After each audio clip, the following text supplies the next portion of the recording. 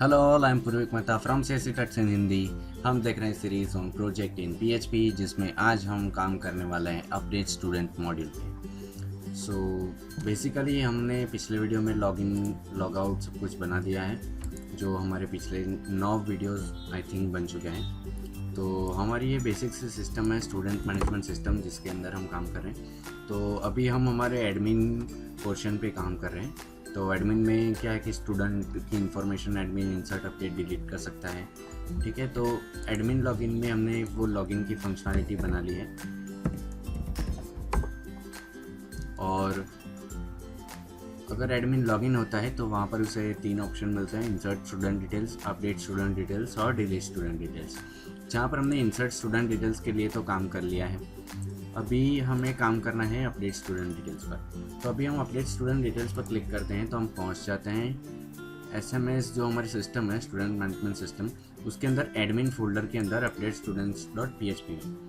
सो हमें इस चीज़ के लिए बेसिकली काम करना है कि अपडेट स्टूडेंट कर सके एडमिन। सो उसका बेसिकली फ्लो क्या होता है कि हम सिंपली यहाँ पर एक टेक्स्ट बॉक्स देंगे, जिसके अंदर जो एडमिन है वो स्टैंडर्ड डालेगा, और एक दूसरा टेक्स्ट बॉक्स होगा जिसके अंदर वो नाम डालेगा। और जैसे ही वो सर्च पे क्लिक करता है तो उस स्टैंडर्ड में उस नाम के जितने भी स्टूडेंट्स हैं उनकी लिस्ट आएगी, और उस लिस्ट के सामने हम एडिट का ऑप्शन देंगे। सो जिस भी नेम के आगे वो एडिट का बटन लगा होगा उस पर अगर एडमिन क्लिक करता है तो उस स्टूडेंट की इन्फॉर्मेशन दिख जाएगी और वो उसको एडिट कर सके। तो चलिए इसके लिए शुरू करते हैं आज। तो चलते हैं हमारी रूट डायरेक्टरी www में, www डायरेक्टरी के अंदर एसएमएस, जिसके अंदर एडमिन के अंदर हमें काम करना है अपडेट स्टूडेंट डॉट पीएचपी। तो ये ओपन हो गई हमारी अपडेट स्टूडेंट डॉट पीएचपी। अब जैसे कि हमने इंसर्ट डॉट पीएचपी जो थी हमारी एड स्टूडेंट डॉट पीएचपी, जिसके अंदर कोड किया था वो सेशन वाला कि अगर यूज़र लॉगिन है तो ही उसे ये पेज दिखना चाहिए। और वो जो हेडर था टाइटल हेड मतलब कौन सा कि देखिए, अगर अभी हम चलते हैं इंसर्ट स्टूडेंट पे तो ये जो ऑप्शन आ रहा है ऊपर वेलकम टू एडमिन डैशबोर्ड और ये लॉग आउट और बैक टू डैशबोर्ड, ये चीज़ हमने एक फाइल में इंक्लूड करवा के रखी है। सो वो चीज़ हमें कॉपी कर लेनी है। सो हम चलेंगे और इसे यहाँ पर पेस्ट कर देंगे। सो अब जब हम अपडेट स्टूडेंट डॉट पीएचपी पे जाएंगे तो हमें ये इतना तो फॉर्मेट रेडी मिल जाएगा। तो अगर आपको नहीं पता तो मेरे पिछले वीडियो ज़रूर देखें, जो पहले 9 वीडियो बन चुके हैं, तो भी आपको आगे का समझ में आएगा। अगर बीच में से देखेंगे तो आपको कन्फ्यूजन हो सकती है। सो मैं रिकमेंड करूँगा कि आप सीक्वेंस में पूरे वीडियोस देखें। ओके, सो ये रहा हमारा अपडेट स्टूडेंट डॉट पीएचपी। अभी एड स्टूडेंट डॉट पीएचपी को हमें क्लोज कर देना है। यहाँ पर बेसिकली हम एक फॉर्म क्रिएट करेंगे जिसके अंदर हम एक्शन देते हैं। ये अपडेट स्टूडेंट वाला ही पेज होना चाहिए। सो वो पेज कहाँ पे है? हमारी जो सिस्टम है उसमें एडमिन के अंदर अपडेट स्टूडेंट डॉट पीएचपी। ठीक है, सो ये हमने दे दिया। मेथड जो रहेगा वो डेटा सबमिट होने का वो रहेगा पोस्ट। ओके, और यहाँ पर हम एक इनपुट टैग देंगे, इनपुट टाइप नंबर देता हूँ, क्योंकि बेसिकली एडमिन यहाँ पर स्टैंडर्ड एंटर करेगा तो वो नंबर ही होगा। सो उसका नेम होगा स्टैंडर्ड। ओके, और प्लेस होल्डर यहाँ पर दे देते हैं एंटर स्टैंडर्ड, और ये रिक्वायर्ड है।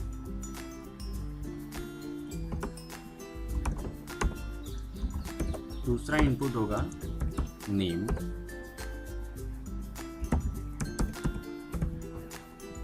input type text name is equal to student name, so as stu name दे देते हैं। प्लेस होल्डर यहाँ पर होगा enter student name, और ये भी रिक्वायर कर देते हैं।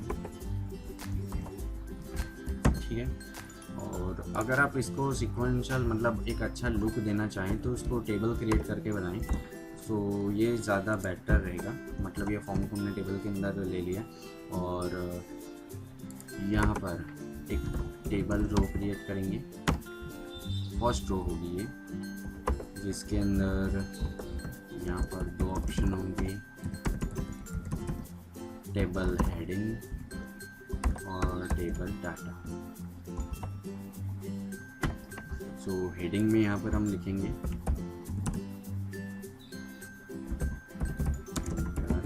स्टैंडर्ड, और ये इनपुट टेक्स्ट को हम जो स्टैंडर्ड वाला है इसको इसके अंदर डाल देंगे। ठीक है, अब सेम चीज़ हम यहाँ पर करेंगे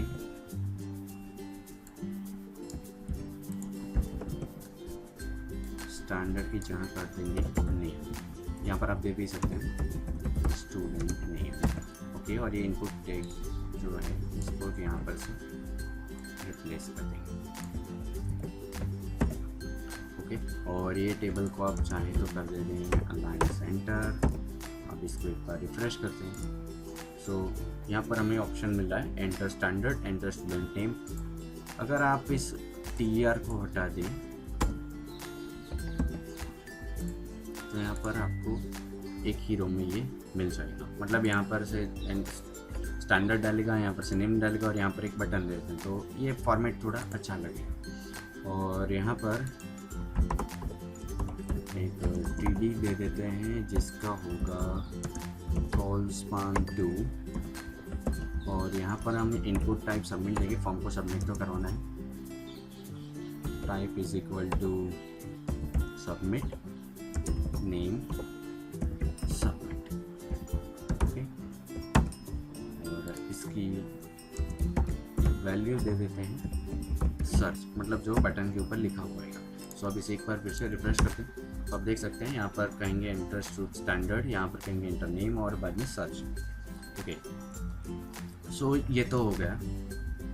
अब हम क्या करेंगे कि यहाँ से हम जो डेटा मिल रहा है हमें एंटर स्टैंडर्ड और एंटर स्टूडेंट नेम करके, तो वो हमें इसी पेज पर रिसीव हो रहा है क्योंकि हमने एक्शन यहाँ पर देखिए फॉर्म का दिया है अपने student.php का।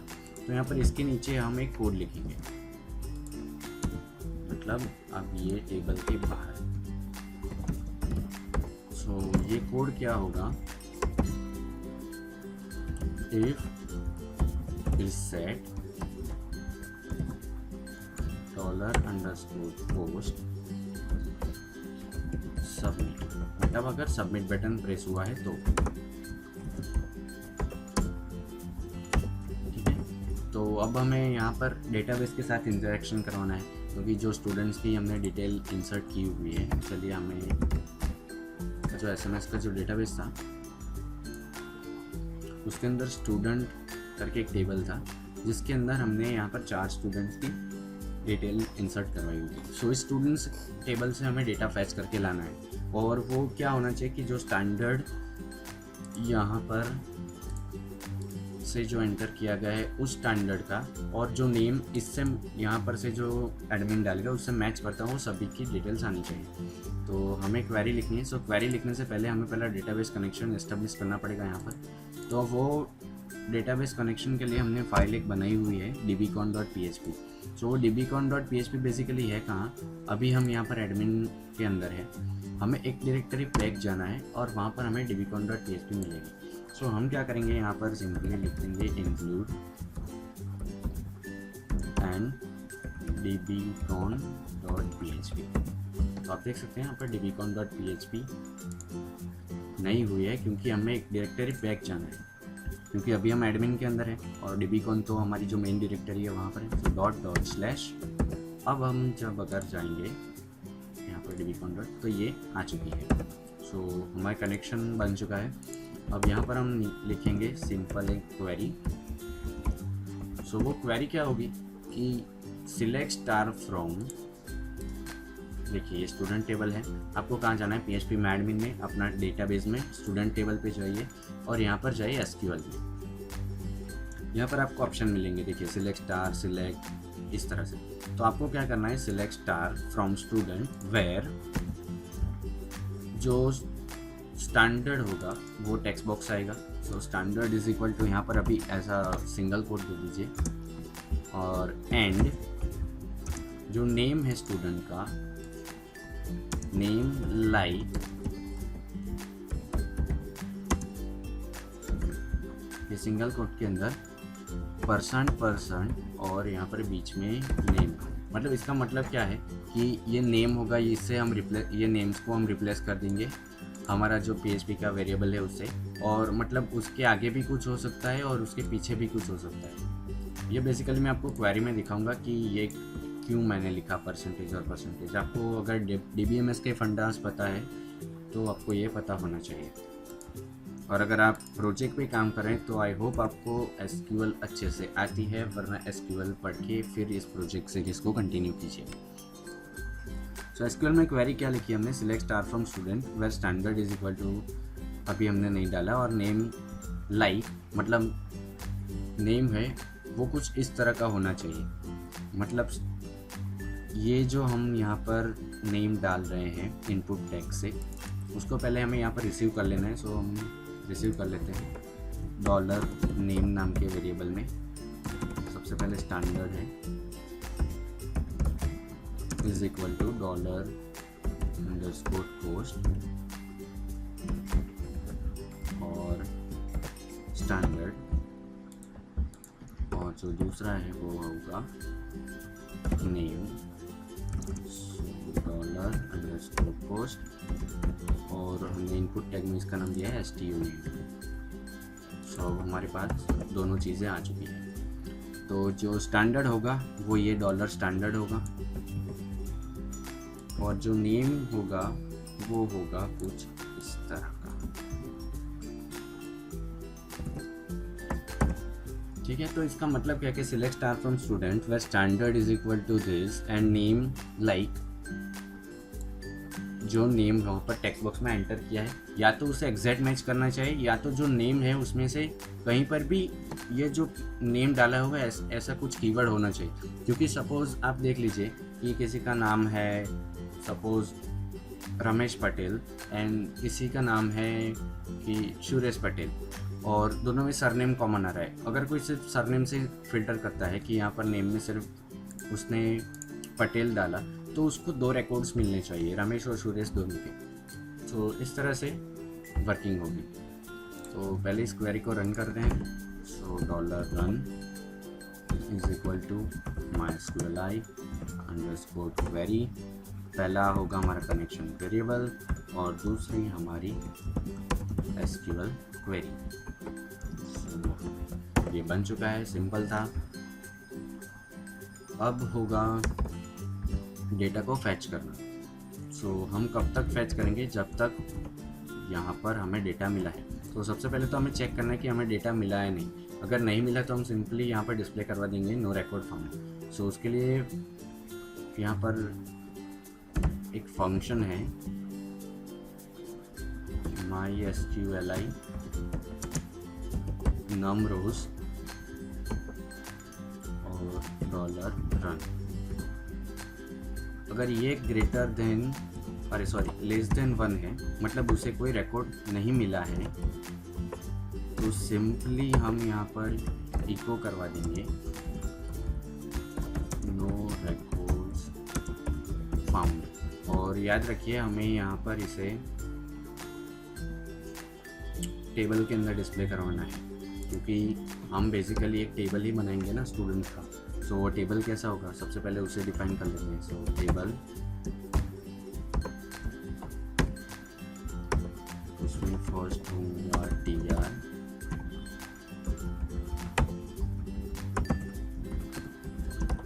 th, नंबर,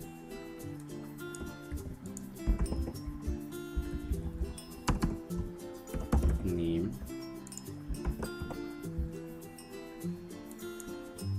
यहाँ पर कर देते हैं इमेज,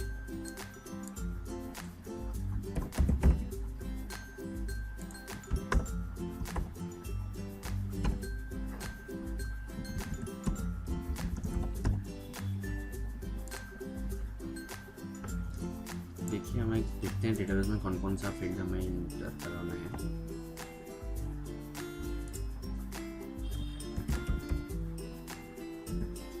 रोल नंबर और लास्ट में हम देंगे एडिट। ओके, सो यहाँ तक हो गया। अब नेक्स्ट में हमें क्या करना है, ये जो PHP कोड है इसको यहाँ से कट कर लेना है और ये TR के पार लेते हैं और इसको हम कर देंगे TR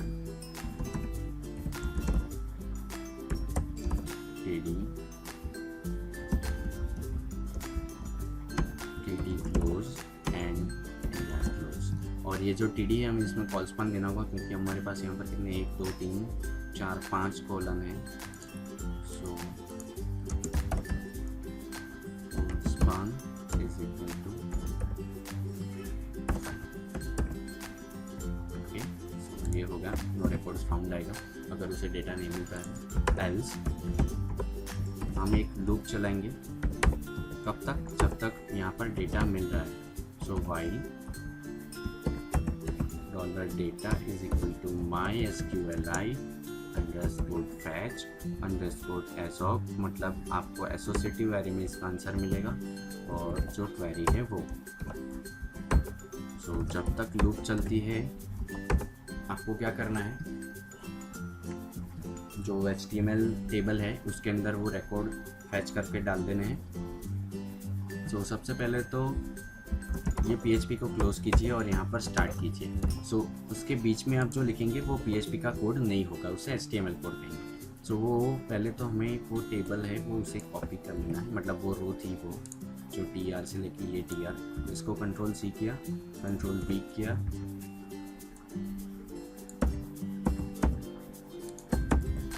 ठीक है। अब ये पहले तो ये TH है उनको टेबल डेटा में कन्वर्ट कर लेते हैं वरना सब डार्क दिखेगा। TD हो गया, ये TD हो गया, TD एंड TD। ओके, सो सबसे पहले तो देखिए यहाँ पर नंबर, मतलब नंबर हम 1 by 1 प्रिंट करेंगे। तो यहाँ पर एक वाइल लूप के बाहर एक वेरिएबल डिफाइन करते हैं $count, जिसकी वैल्यू इनिशियली होगी 0 और जितनी बार लूप एग्जीक्यूट होगी उसकी वैल्यू इंक्रीमेंट होती चली जाएगी। तो उसको क्या करेंगे हम सीक्वेंस नंबर तरीके से यूज़ कर लेंगे। देखिए कैसे, इको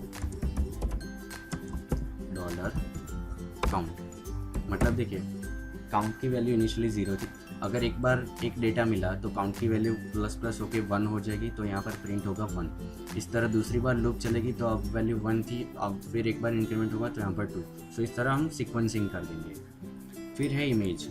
सो इमेज डिस्प्ले करवाने के लिए क्या करना है हमें, सिंपली इमेज टैग यूज करना है, इमेज src, और जो हमने इमेज स्टोर कहाँ करवाई है, ये डाटा इमेजेस में। सो डाटा इमेजेस में यहाँ पर एक इमेज मैंने अभी this.jpg सिलेक्ट कर ली, लेकिन हमें क्या करना है जो हमारे डेटाबेस में स्टोर है वो नाम चाहिए। सो क्या करेंगे PHP end और इको $data of, क्योंकि ये जो डेटा आ रहा है वो इस वेरिएबल में आ रहा है, $data नाम कह रहे हैं। डेटा ऑफ हमारे डेटाबेस टेबल में वो नाम कौन सा है इमेज फील्ड का, इमेज। सो वो होगा यहाँ पे। आई होप आपको क्लियर होगा कि मैंने क्या किया। इमेज उसका सोर्स होगा डेटा फोल्डर के अंदर, और मतलब वो फैच कहाँ से करेगा, डेटा फोल्डर के अंदर से, और जो फाइनल नेम होगा उसे कौन सी फाइल को फैच करना है जो हमारे डेटाबेस से आएगी वो। तो ये काफ़ी लोगों की रिक्वेस्ट थी कि इमेज को पेज पे शो कैसे करवाना है डेटाबेस में से फैच करके, तो उसके ट्यूटोरियल बनाए। तो ये आप यहाँ से देख लीजिए, इसको 1-2 बार रिपीट करके देखिए और ट्राई कीजिए कि मैंने एग्जैक्टली क्या किया है। सो इस तरह से ये इमेज टैग को क्लोज करना पड़ेगा। ओके, और यहाँ पर हम स्टाइलिंग में दे देते हैं कि मैक्स विड्थ इसकी हो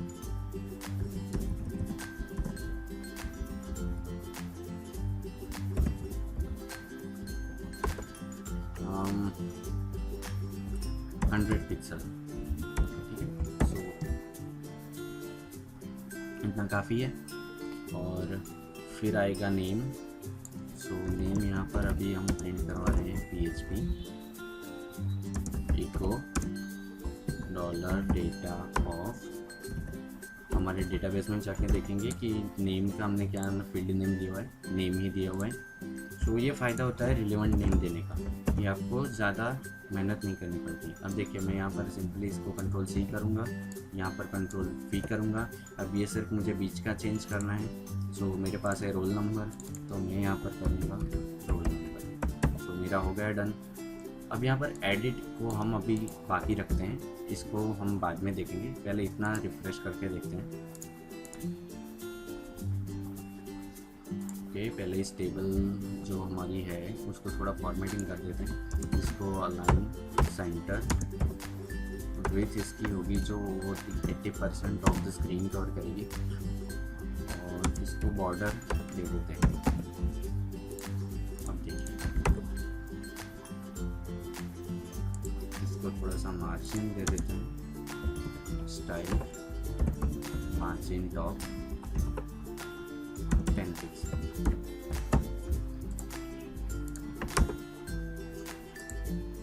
और ये जो फर्स्ट रो है उसमें थोड़ा सा स्टाइलिंग कर देते हैं। बैकग्राउंड कलर 000 एंड कलर तो थोड़ा सा ये अच्छा दिखेगा। देखिए अब देखिए यहाँ पर मेरे पास डेटाबेस में कोई डेटा है, मैं देखता हूँ ये 12 और उसका नाम है CSE टच। तो देखिए मैं क्या करता हूँ, मैं यहाँ पर जाता हूँ स्टैंडर्ड 12 और यहाँ पर CSE टच नहीं लिखूँगा, सिर्फ लिखूँगा CSE और फिर सर्च करते हैं। तो देखिए CSE टच का मुझे डेटा मिल रहा है। मतलब उसने सर्च क्या किया, यही क्वेरी मैं समझाना चाहता था उसको कि देखिए select star from student where standard is equal to 12 and name like percentage. यहाँ पर आ गया CSE एंड परसेंटेज। तो उसने सर्च कैसे किया कि CSE होना चाहिए, उसके आगे क्या है पीछे क्या है वो फ़र्क नहीं पड़ता, सिर्फ उसे कहीं पर भी CSE मिलना चाहिए। तो उसे क्या मिला, पीछे तो आगे तो कुछ है नहीं, CSE फिर पीछे जो भी है उसे ऐड कर दो। तो इस तरह से ये क्वेरी चली और हमें ये डेटा मिल गया। देखिए जो CSE टच में हमारी इमेज थी वो आ गई, नेम आ गया, उसका रोल नंबर आ गया। ठीक है, अब ये डेटा है अभी लेफ्ट अलाइन आ रहा है, सो उसको भी अलाइन सेंटर कर देंगे। सो उसमें तो कोई बड़ी बात है नहीं, अलाइन सेंटर देखते हैं अभी